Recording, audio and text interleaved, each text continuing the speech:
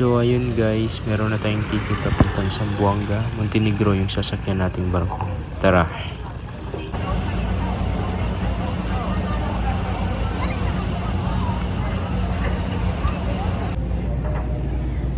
Hi guys! So ayun, dito na tayo sa Montenegro. Dito na tayo sa barko nila. So mamaya na lang muna tayo papasok kasi marami pang tao. Saka hindi pa naman naalis. Kahit mga 8:30 ka na pumasok, mga 9 pa naman naalis. So medyo busy ngayon, meron pang pasyente dito sa labas. Kailangan pa nalang ikarga. Dalawang barko pala yung maglalayag ngayon. Merong Prince Glory at saka isang Allison at saka isang Montenegro. Tatlo lahat yung maglalayag. Puro polybook lahat ngayon kasi holiday na. I think holiday na next week. Nagsisiuwian na yung mga tao rito papuntang Zamboanga. So yun guys, dito na tayo sa taas ng barko. Antayin na lang natin kung kailan naalis at saka mag-a-announce. Dito na tayo sa taas ng barko. Medyo puno ngayon. Yung iba is na bumili na lang sila ng mga karton para higaan mamaya kasi sobrang pulipok talaga ngayon kasi nga uwian. Sa ngayon wala pa masyadong mga pasahero, nandun pa sa baba, pero maya maya magiging puno ito, pati yung mga sa gilid. Sobrang hirap pag wala kang biddings dito guys kasi 8 hours morning pa makarating, mga 7 to 8 pa makarating, tapos mag-uupo ka lang na walang tulog. Sobrang nakakapagod yun. So ayan guys, malapit na tayo.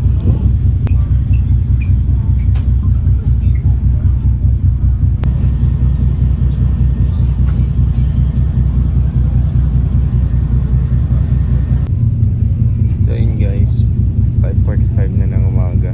Lapit na tayo sa Zamboanga. Kita na yung araw. Exactly mga 6:30. Zamboanga na.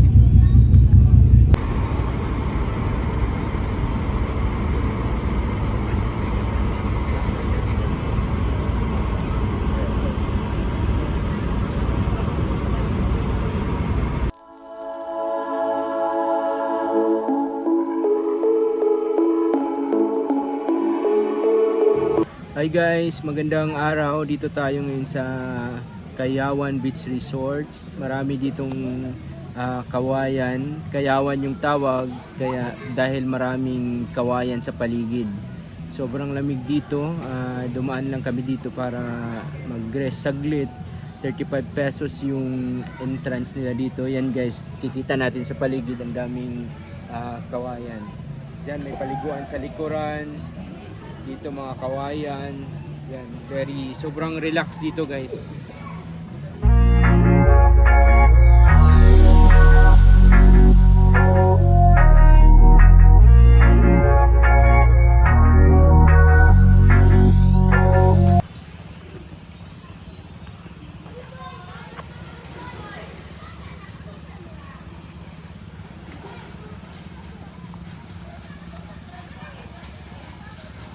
So yan, perfect to dito guys sa mga magpasyal-pasyal, gustong mag-relax, gustong mag-relax sa init ng panahon. Perfect dito guys kasi sobrang lamig dito at saka sobrang presko ng hangin. Wala kang maririnig na mga sasakyan, ibon lang, at saka marami ding ibon dito, mga kalapati.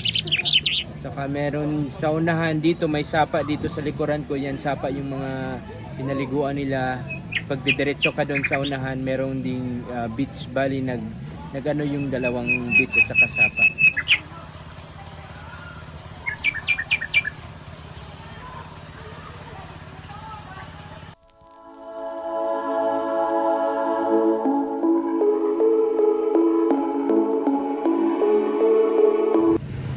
So yun guys, tuman muna kami dito sa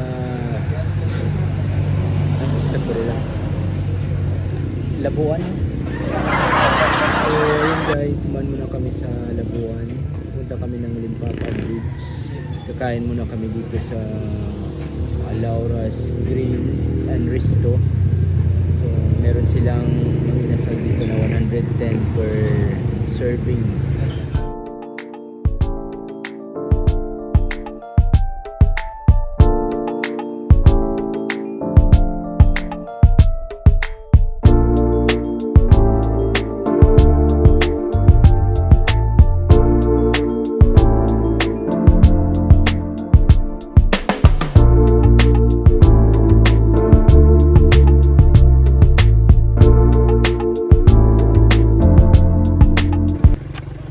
So ayun guys, dumaan muna kami dito sa Limpapa Bridge.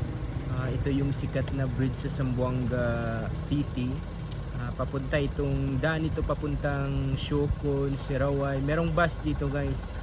Dito yung maraming nagtatambay-tambay, picture-picture sa travel nila. Meron ding mga paliguan dito guys. Merong mga paliguan dyan sa baba. Malinis yung tubig galing sa bundok. Kikita natin dyan yung malaking bundok. Presko yung tubig. Dito lang medyo mainit. Papunta itong dagat yung ano nila dito. Yung tubig nila. So bali dun sa likuran ko is dagat na doon.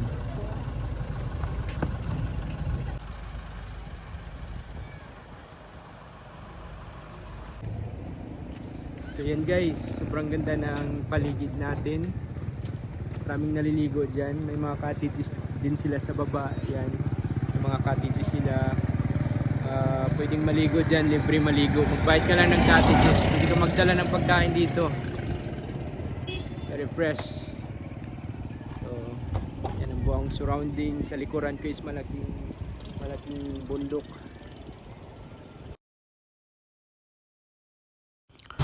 So ayun guys, ginabi tayo.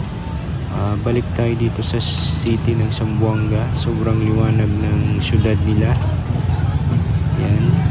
Daming tao every night hanggang matapos to yung Pasko at saka New Year. So ganito kailaw yung Zamboanga City ngayon. Expected naman kasi malaking city yung Zamboanga. At saka dito dumaragsa yung mga tao na galing ng Ipil, Siocon, Sulu at saka Tawi-Tawi. Meron silang mga relatives dito. Ito yung sentro nila.